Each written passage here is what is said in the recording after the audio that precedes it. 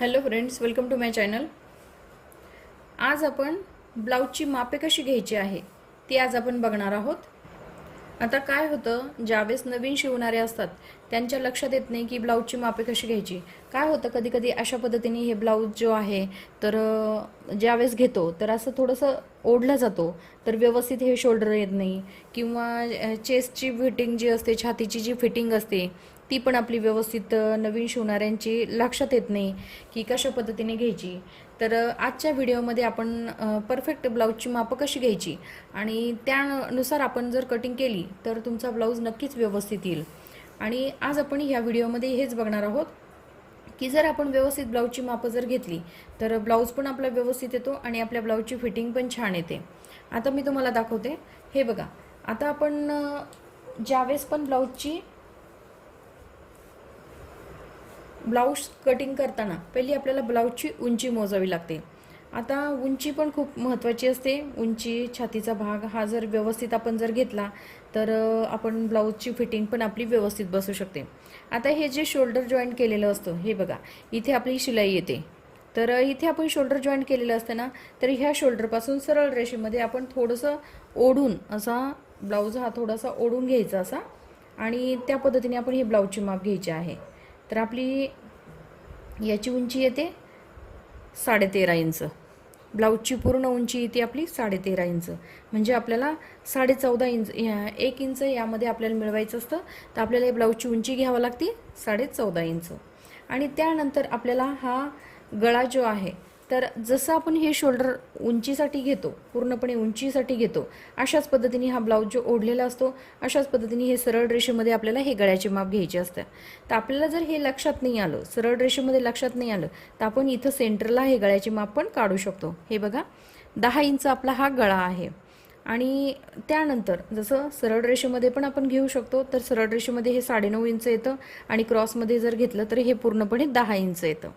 आता ही झाली आपली बॅक साईडचं मापं, जशी उंची आणि नेक हे दोन्ही जे आहे हे बॅक साईडला.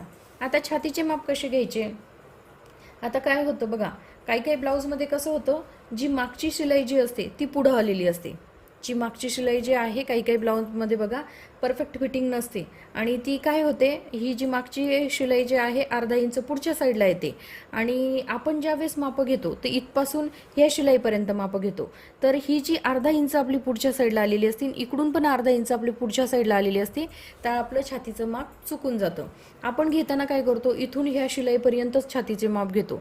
मग त्यावेळेस आपलं ही मेजरमेंट जी आहे ती चुकते आणि ब्लाऊज जो आहे तो खूप टाईट होऊन जातो. त्यासाठी आपल्याला काय करायचं पाहिजे की ज्यावेळेस तुम्ही हा ब्लाऊज अगदी व्यवस्थित ठेवायचा, पूर्णपणे ब्लाऊजच्या हे हुका लावून घ्यायच्यात पहिले, आणि हुका लावून घेतल्यानंतर ज्यावेळेस आपण हे ब्लाऊज व्यवस्थित ठेवतो आणि त्यानंतर हा जो ब्लाऊजचा छातीचा भाग आहे तर हा पूर्णपणे व्यवस्थित ठेवायचा आहे. मागचा भाग जर पुढं आलेला असेल तर तो पुढच्यामध्येच काउंट करायचा आहे.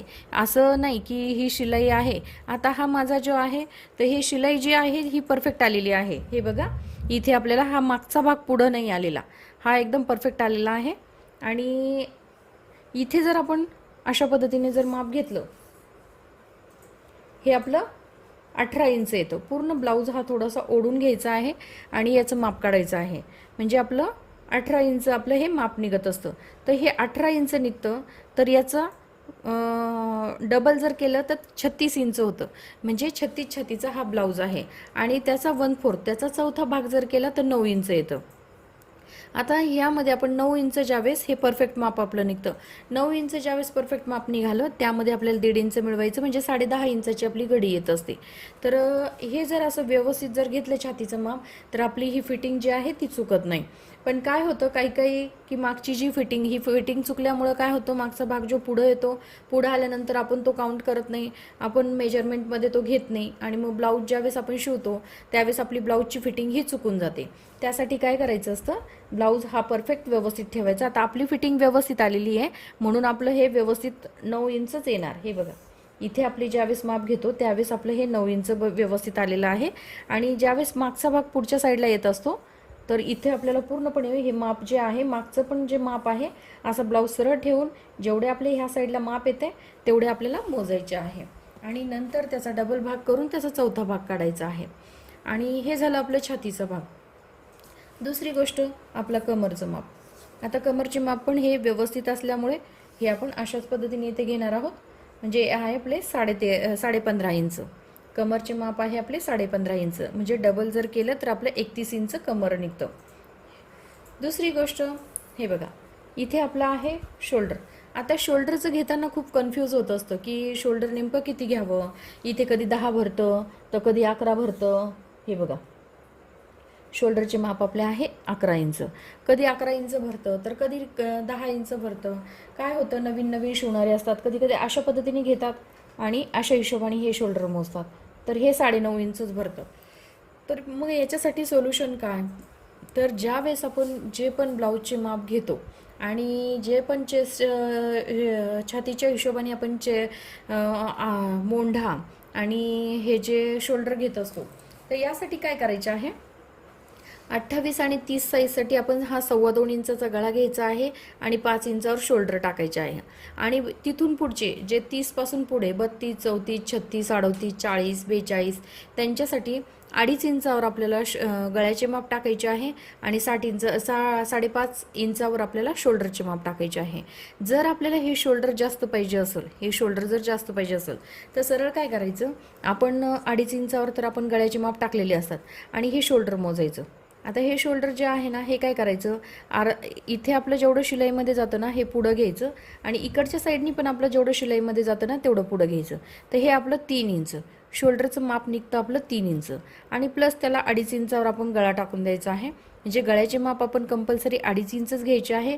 आणि हे शोल्डर कमी जास्त असतं, कोणाचं खूप कमी असतं, कोणाचं खूप जास्त असतं, कोणाकोणाला ब्रॉड शोल्डर आवडत असतात.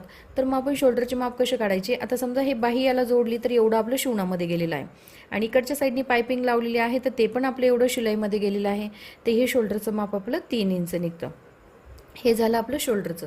आता फ्रंट साईडचा जो गळा आहे, सरळ रेषेमध्ये एक तर आपल्याला मोजायचा आहे, नसेल तर आपल्याला क्रॉसमध्ये मोजायचा. हे बघा, अशा पद्धतीने आपण हे क्रॉसमध्ये मोजणार आहे. तर आपला क्रॉसमध्ये जरी मोजला तरी हा गळा 6.5 इंचाचा आपला हा गळा निघतो. आता झालं छातीचं माप झालं, कमरचं माप झालं, उंची झाली, बॅक साईडचा गळा आणि फ्रंट साईडचा गळा. आता इथे आपल्याला काय करायचं आहे, कटोरीचे माप घ्यायचे आहे. जेवढे आपले कटोरीचे माप आहे तेवढे, म्हणजे हे 5.5 इंच आपलं कटोरीचं माप आहे. हे बघा, तर जेवढं आहे तेवढंच आपल्याला घ्यायचं आहे. त्यानंतर आपल्याला स्लीव्जचे माप घ्यायचं आहे. बाही जी आहे, बाहीची उंची आपण पहिले मोजणार आहोत. हे बघा, 4.5 इंच, 4.5 इंच आपली बाहीची उंची आहे. यामध्ये आपल्याला 1.5 इंच मिळवावे लागतात. नंतर बाहीचा बॉटम जो आहे तो मोजायचा आहे. बाहीचा बॉटम आहे आपला 6 इंच. तर अशा पद्धतीने जर आपण मापे घेतली तर नक्कीच तुमचा ब्लाऊज अगदी व्यवस्थित कटिंग होईल आणि तुम्ही परफेक्ट ब्लाऊजची कटिंग पण करून आणि फिटिंग पण व्यवस्थित तुमची येऊ शकेल. तर अशा पद्धतीने मी तुम्हाला ब्लाऊजची मापं कशी घ्यायची आहे ती आज ह्या व्हिडिओमध्ये मी तुम्हाला दाखवलेली आहे. तर अगर तुम्हाला माझा व्हिडिओ आवडला असेल तर माझ्या व्हिडिओला लाईक करा, शेअर करा आणि आमच्या चॅनलला सबस्क्राईब करा. जर ह्या ब्लाऊजच्या मेजरमेंटमध्ये काही प्रॉब्लेम आला किंवा तुम्हाला नाही कळालं तर तुम्ही कमेंट्सद्वारे मला कळवू शकता. तर मी त्याचा एखादा व्हिडिओ बनवून परत तुमचा जो काही ब्लाऊजच्या बाबतीत काही प्रॉब्लेम्स असेल तर क्लिअर करू शकते. थँक्यू.